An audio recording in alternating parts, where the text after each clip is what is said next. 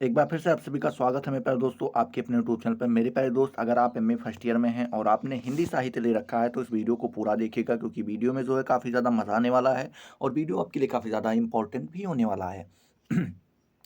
Important इसलिए होने वाला है क्योंकि हम बात करने वाले हैं हिंदी के क्वेश्चन पेपर के बारे में। डीडीयू ने जो है वो अपना क्या कहते हैं कि पेपर करवा लिया है, ठीक है। हिंदी साहित्य का पेपर हो चुका है एमए फर्स्ट ईयर वालों का, ठीक है। तो वहाँ का जो प्रश्न पत्र था वो मैं आपके सामने लेकर के आया हूँ। मैंने जो है एक वीडियो इससे पहले डाली थी, उसमें मैंने यही कहा था कि जो है जितने भी लोग हैं जिनका पेपर हो चुका है वो हेल्प करें, मदद करें, ठीक है। तो कुछ लोगों ने जो है मदद की है, यहाँ पे हमारे पास पेपर भेजा है। वही पेपर मैं आपके समक्ष रख रहा हूँ। देखना है पेपर कैसा आया था, क्या क्या पूछा गया था और हमें उनको किन प्रकार से करने थे, प्रश्न कैसे आए थे, प्रश्न का लेवल क्या था, ये सारी जानकारी हम यहाँ पे लेने वाले हैं, ठीक है। चलिए बात करते हैं। पेपर एक का नाम है आधुनिक गद्य, ठीक है। ये पेपर 3 घंटे का होने वाला होता है। यहाँ पे आपको एक तरफ टाइमिंग दे दी जाती है और एक तरफ मैक्सिमम मार्क भी दे दिया जाता है कि यहाँ पे आपको 100 नंबर का ये पूरा पेपर होता है, ठीक है। जब आपको पेपर मिलता है मेरे प्यारे दोस्त, तो ये आपको इसमें आपको एक इंस्ट्रक्शन दे दिया जाता है नोट करके, और यहाँ पे लिखा जाता है इस प्रश्न पत्र में 3 खंड हैं, ठीक है। इस प्रश्न पत्र के कितने खंड हैं? 3 खंड हैं।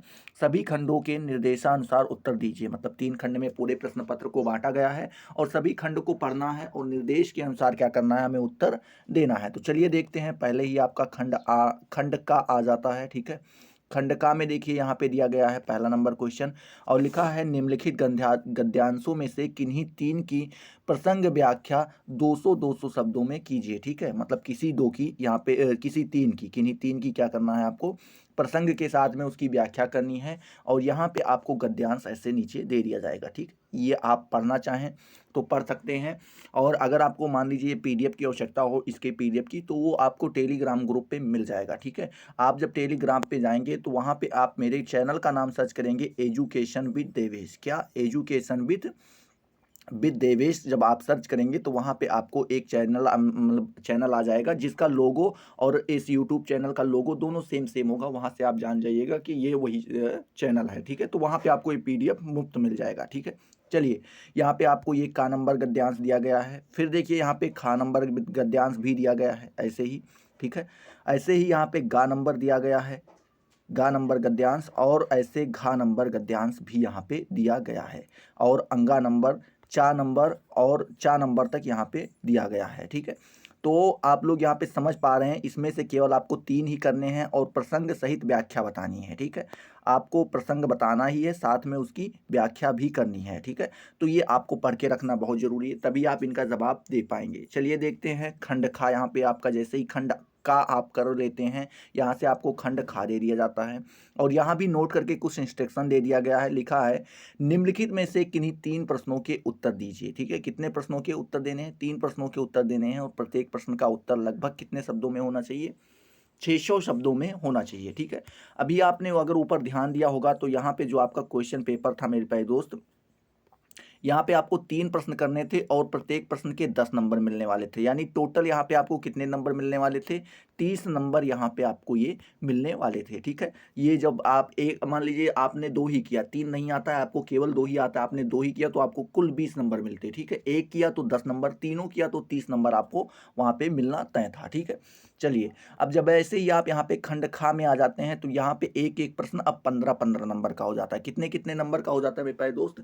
15-15 नंबर का हो जाता है और अब पूरा क्वेश्चन जो आप तीनों कर लेते हैं तो आपको 45 नंबर यहाँ पे मिलते हैं, ठीक है। तो 30 आपको वहाँ पे मिले, 45 यहाँ पे मिले, मतलब टोटल 75 नंबर जो हैं आपके यहाँ पे फिक्स हो जाते हैं, ठीक है। चलिए यहाँ पे भी नोट करके इंस्ट्रक्शन दिया गया है, 3 प्रश्न करने हैं, 600 शब्दों में आपको क्या करना है, उत्तर देना है। यहाँ पे प्रश्न देखते हैं किस प्रकार से पूछा गया था। प्रश्न नंबर 2 पूछा गया था, यात्रा के लिए निकलती रही है। क्या? यात्रा के लिए निकलती रही है बुद्धि पर हृदय को भी साथ लेकर। इस कथन के आलोक में आचार्य रामचंद्र शुक्ल के निबंधों की व्याख्या पर प्रकाश डालना है, ठीक है। ये आपका दूसरा नंबर प्रश्न रहा। इसी तरीके से आपसे ये तीसरा नंबर प्रश्न भी पूछा गया। यहाँ पे पूछा गया था अशोक के फूल, ठीक है, कुटज एवं नाखून क्यों बढ़ते हैं? निबंध के आधार पर आचार्य हजारी प्रसाद द्विवेदी के की निबंध शैली का क्या करना है, विवेचना करना है। उनकी जो निबंध शैली थी उसकी यहाँ पे आपको विवेचना करना है। किसको किसको ध्यान में रखते हुए?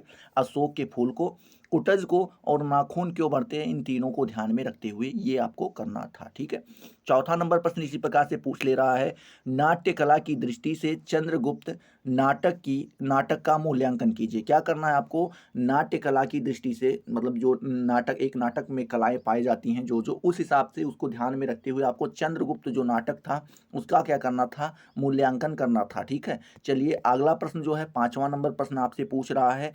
क्या पूछ रहा है मेरे प्यारे दोस्त कि गोदान किसान जीवन की महागाथा है, इस कथन के आलोक में गोदान का मूल्यांकन कीजिए। ठीक है, जो गोदान है ये किसान के जीवन की जो है महागाथा बताई गई है, इसको आपको ध्यान में रखते हुए इस कथन का क्या करना है, आलोक आपको करना है। ठीक है, मूल्यांकन करना है। ठीक है, कथन के आलोक में गोदान का क्या करना है, मूल्यांकन करना है। ठीक है, छठा नंबर प्रश्न इसी प्रकार से पूछ ले रहा है कि रंगमंचीय की दृष्टि से आषाढ़ का एक दिन, क्या मेरे प्यारे दोस्त, रंगमंचीयता की दृष्टि से आषाढ़ का एक दिन का मूल्यांकन करना है। ये आपका छठा नंबर प्रश्न था। सातवां नंबर प्रश्न इसी प्रकार से पूछ लिया गया था कि नदी के द्वीप की शिल्प विधि पर प्रकाश डालिए। नदी के द्वीप की शिल्प विधि पर क्या करना था, आपको प्रकाश डालना था। ठीक है, इसी प्रकार से आपका 8वां नंबर प्रश्न पूछ लिया गया था कि कहानी कला की दृष्टि से लाल पान की बेगम अथवा घसवाली का मूल्यांकन कीजिए। ठीक है, तो यहाँ पे आपको क्या करना था, लाल पान की बेगम या फिर घसवाली का क्या करना था, मूल्यांकन करना था। तो यहाँ पे आपसे टोटल 7 प्रश्न पूछे गए थे, जिनमें से आपको केवल 3 प्रश्न करने थे और प्रत्येक प्रश्न पे आपको 15 नंबर मिलने वाले थे। ठीक है, तो 7 में से 3 बड़ी आसान बात है भाई, आप आराम से कर सकते हैं अगर आपने इन चीज़ों को पढ़ रखा होगा। ठीक है, चलिए अब यहाँ पे जैसे ही आपका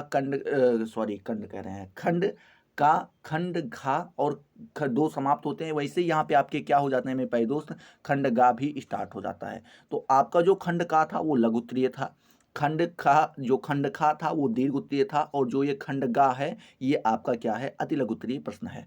प्रश्न नंबर 9 है, यहाँ पे आपको लिखा गया है कि निम्नलिखित में से किन्हीं 5 प्रश्नों के क्या करने हैं, आपको उत्तर देने हैं। ठीक है, और जो प्रश्न का उत्तर आप देंगे तो वो आपका 100 शब्दों में होना चाहिए। और ध्यान रखिएगा, पांचों प्रश्न में आपको 5-5 नंबर मिलने वाले, यानी टोटल 25 नंबर। तो 75 ऊपर हो चुके थे, 25 आपको यहाँ से मिल जाएंगे, आपके टोटल 100 नंबर जो है यहाँ पे कंप्लीट हो जाते हैं। ठीक है, तो चलिए देखते हैं यहाँ पे प्रश्न किस प्रकार से पूछा गया था। प्रश्न पूछा गया था, क्या पूछा गया था मेरे प्यारे दोस्त, प्रश्न नंबर का कि राजा निर्बंसिया कहानी का कथ्य स्पष्ट कीजिए। ठीक है, जो कहा राजा निर्बंसिया कहानी का क्या करना है, आपको कथ्य स्पष्ट करना है। खा नंबर प्रश्न पूछे गया था कि अर्धांगिनी कहानी के कथ्य पर प्रकाश डालना था। ठीक है, उसके बाद गा नंबर प्रश्न आपसे पूछ रहा है कि आखिरी चिट्ठी की संवेदना का विवेचन कीजिए। क्या करना है, जो आखिरी चिट्ठी है उसकी संवेदना का क्या करना है, आपको विवेचन करना था। ठीक है, उसी प्रकार से आपका घ नंबर प्रश्न पूछ रहा है परियों का नाच कहानी का मर्म स्पष्ट कीजिए। ठीक है, जो परियों के नाच है, कहानी थी एक, उसका आपको मर्म बताना है, ये यहाँ पे आपको बताना था। ठीक है, गा हो गया, घा हो गया। अब देखते हैं काखा गाघा अंगा नंबर क्वेश्चन आपसे पूछ रहा है कि भारतेंदु हरिश्चंद्र की निबंध शैली पर प्रकाश डालिए। उनकी जो निबंध शैली थी वो किस प्रकार से थी, उस पर आपको क्या करना है, प्रकाश डालना है। ठीक है, अब 4 नंबर प्रश्न आपसे पूछ रहा है हर श्रृंगार निबंध का सारांश लिखिए। हर श्रृंगार निबंध का क्या करना, लिखना है आपको, यहाँ पे उसका सारांश लिखना है। 6 नंबर प्रश्न इसी प्रकार से पूछ ले रहा है कि संस्कृति का शेष नाग, क्या मेरे प्यारे दोस्त, संस्कृति का शेष नाग निबंध के महत्व पर प्रकाश डालिए। क्या करना है, निबंध के जो महत्व है उस पर क्या करना है, आपको प्रकाश डालना है। और आपका आखिरी प्रश्न जो 4 नंबर प्रश्न है वो पूछ रहा है कि साहित्य का आत्मसत्य, क्या साहित्य का आत्मसत्य निबंध पर आपको क्या करनी है, टिप्पणी यहाँ पे लिखनी है। तो आई होप ये सारी चीज़ें आपको क्लियर हो गई होंगी। अगर क्लियर हुई तो फटाफट वीडियो को लाइक करो, अपने दोस्तों के साथ शेयर करो। अभी तक अगर आपने चैनल को सब्सक्राइब नहीं किया तो सब्सक्राइब करके बेल वाले आइकन को जरूर प्रेस कर दो, जिससे आपको सारी नोटिफिकेशन मिलती रहें और आप उनसे लगातार लाभान्वित होते रहें। तो चलिए अगले वीडियो में मिलते हैं नए जोश नए टॉपिक के साथ, तब तक के लिए जय हिंद, जय भारत।